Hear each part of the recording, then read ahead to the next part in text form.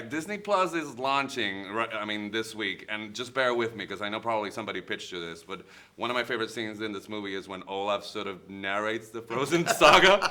So I thought, wouldn't it be great to have a show like Olaf presents and he narrates all Disney stories? Oh wow! Would you be? By the way, I mean, not a bad idea. executive producer just Hey happened right Siri, here. call my agent. We just came up with a great idea. Wouldn't you want him, Olaf, narrating the Star Wars saga? I think that'd be pretty funny, it's actually. one of the best scenes It's in the a movie. really All very right, so smart we idea. made. I'm like associate, Yeah. not gonna get any credit, producer. All right, so let's get to. You know what? My kids, Frozen was such a sort of seminal part of my kids' childhood. I have twin boys, and just as the movie was beginning, I was thinking like, God, they're 13, and then things have been changing, and then sort of the movie sort of served up the theme of change. It's really interesting because the movie, in a brilliant way, sort of reflects the passage of time between our first audience, who Has grown saw up a this little movie bit, 6 years ago, Yeah. and the change that they've undergone. Most of them, especially our core audience, are probably teenagers now. And like the Harry Potter films, I think that this franchise, or these two films, have challenged their audience to sort of, ask new questions and go into some unfamiliar, somewhat darker territory. And what I love about it is, at the forefront, it challenges our characters.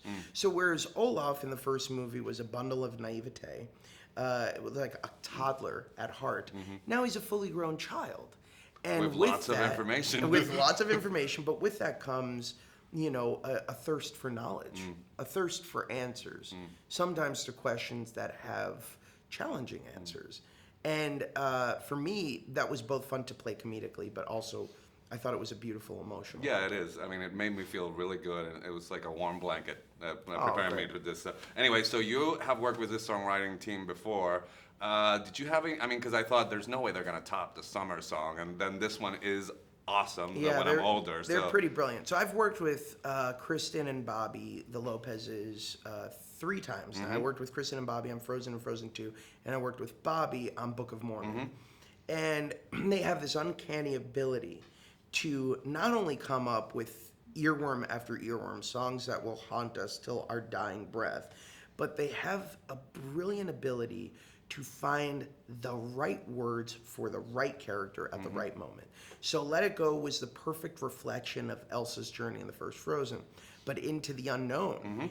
And her other song, which I can't yet mention, but she has these 2 songs that really speak to her growth. And every audience who sees it takes something new from these songs that reflects back on their own lives.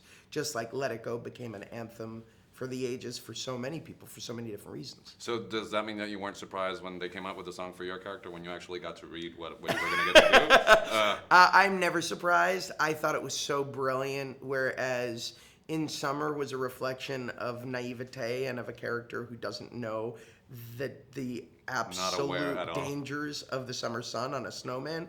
This song is called This Will All Make Sense When I'm Older. And it's all about the idea that now he knows something is not quite right. Like, there are dangers at large, but he just figures it'll all make sense one day. But I just don't have all the facts. It's equally innocent, though, because there's that notion that when you're a kid that you feel that adults have it all figured out. Correct. So, do you access that sort of Olaf energy easily, or is it take a I couple love coffees? it. Or Having 2 kids, it makes it easy because I can tap into that sense of childlike wonderment that they still have. They look at the world through a glasses half full prism, and that is something that when I look at them and I see what that is, I can tap into pretty easily, and I love it because in a time when there's so much cynicism, it's nice to have such a refreshing point of view. and we're all better for it. Nice talking Thank to you. Good to see you, sir.